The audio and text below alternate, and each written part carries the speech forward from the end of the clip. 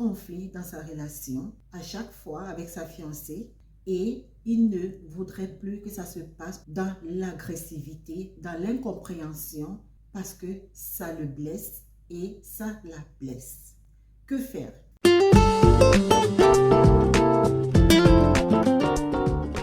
Salut les amours, j'espère que vous allez bien. Bienvenue dans cette autre vidéo. Je suis Marjoline pour ceux qui sont nouveaux sur la chaîne. Bienvenue. Aujourd'hui, je vais faire cette vidéo autrement. Dites-moi ce que vous en pensez. J'espère que vous allez aimer. Je reçois de plus en plus des messages des personnes, de mes abonnés qui me posent certains problèmes, qui me posent des situations qu'ils vivent. D'autres, ce sont des situations de certaines personnes et d'autres me posent des questions juste dans le but de savoir, dans le but d'apprendre. Alors, j'ai décidé de, parfois, de temps en temps, faire des vidéos sur ce format.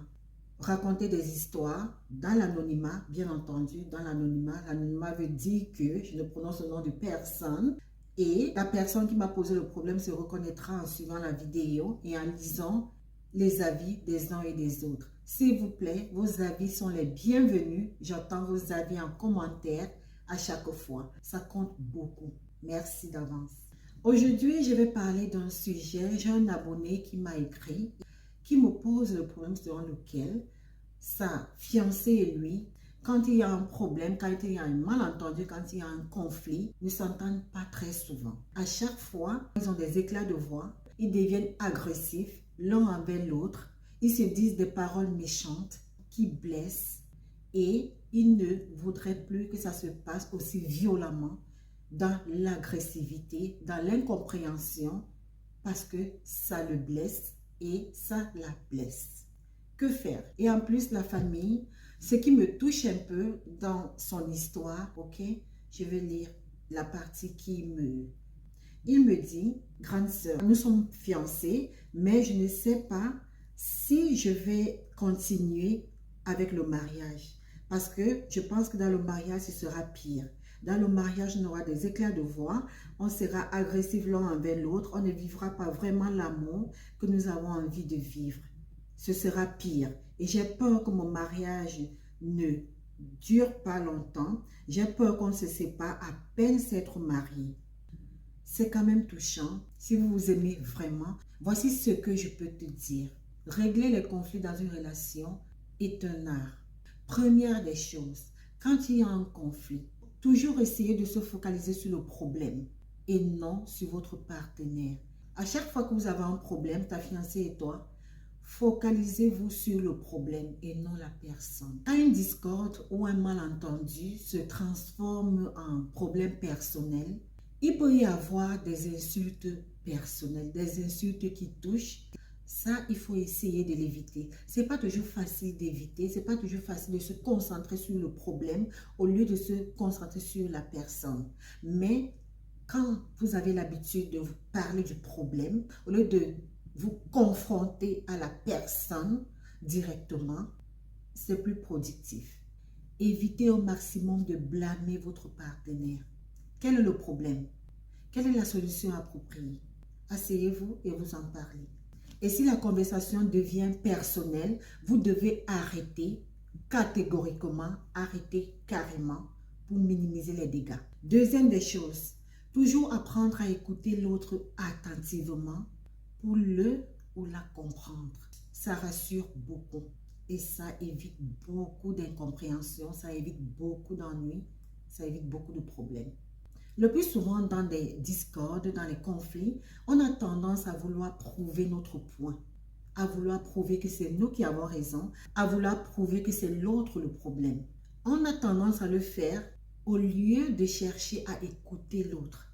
Avant de répondre à l'autre, il faut qu'on se rassure, il faut se rassurer qu'on a écouté l'autre, qu'on a compris ce que l'autre est en train de dire. Reformulez avec vos propres mots, en vos propres termes, ce que l'autre a dit. Continuez ainsi ce processus jusqu'à vous rassurer que vous avez compris et bien compris ce que l'autre a dit, ce que l'autre est en train d'insinuer.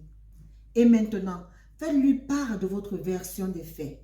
Et ce sera à lui ou à elle de vous dire ce que lui ou elle a compris. Et si ce n'est pas le cas, vous devez lui expliquer à nouveau jusqu'à ce qu'il y ait une compréhension claire de la situation. Vous devez procéder ainsi jusqu'à vous rassurer que vous vous êtes compris l'un l'autre. Cette technique vous aide à éviter des incompréhensions, vous aide à mieux comprendre l'autre et à vous rassurer que vous êtes sur la même longueur d'onde, rassure votre vis-à-vis qui se sent écouté et compris ou comprise. Un autre point, à chaque conflit, à chaque dispute, à chaque incompréhension, utilisez toujours le je et non le tu. Pendant une discussion même, commencez votre plainte ou votre phrase par le je au lieu du tu.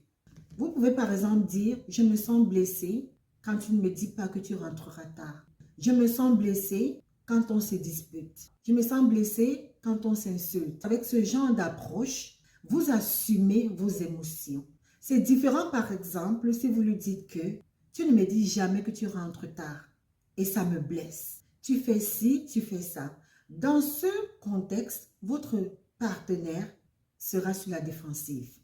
Parce qu'en ce moment, il ou elle se sent blâmé, se sent accusé. Un autre point qui aide vraiment à résoudre des conflits dans une relation. Reconnaître quand se calmer. Reconnaissez quand vous calmez. Quand il y a déjà des éclats de voix, on préfère des insultes. Quand on devient agressif l'un envers l'autre, on commence à dire des paroles méchantes. Il faut reconnaître ce moment, se retirer et se calmer. Trouvez quelque chose de relaxant à faire. Vous pouvez sortir, marcher un peu. Vous pouvez vous relaxer en lisant un livre. Vous pouvez faire quelque chose qui doit vous relaxer et vous calmer. Quand vous deux devenez calmes, rassurez-vous de reprendre la discussion à deux et de trouver la solution. Réessayez d'en parler et de résoudre le problème. Ce ne serait pas une bonne idée de se passer comme si de rien n'était, comme si tout allait bien, tout simplement parce que vous avez retrouvé le calme. Quand il y a un problème, un malentendu, quand il y a un désaccord, des conflits dans une relation, il est très important, il est crucial de trouver des résolutions. Le désaccord, il est normal dans chaque relation. Maintenant, c'est l'approche. Comment aborder? Comment faire face à la situation? Comment faire face à ces désaccords? Comment faire face à ce malentendu, à ce conflit? C'est ça qui est très important. Et s'il est clair que vous et votre partenaire ne trouverez pas un terrain d'entente, essayez de focaliser votre attention, essayez de vous focaliser sur une solution. Un compromis qui vous arrange tous les deux ou qui vous bénéficie tous les deux. Et à chaque fois, on doit se poser la question de savoir si le désaccord a lieu d'être pour éviter des malentendus, des querelles, pour éviter des insultes. Si ce désaccord n'a pas lieu d'être, si vous pensez que ça aura un impact sur votre relation, laissez tomber, passez à autre chose. Pour éviter de mettre à mal l'autre. Vraiment laissez tomber. Très important pour le bien-être de la relation. J'espère que je t'ai apporté un élément de réponse. J'espère que les avis des uns et des autres t'aideront. Beaucoup de courage, bonne chance, beaucoup de bonheur.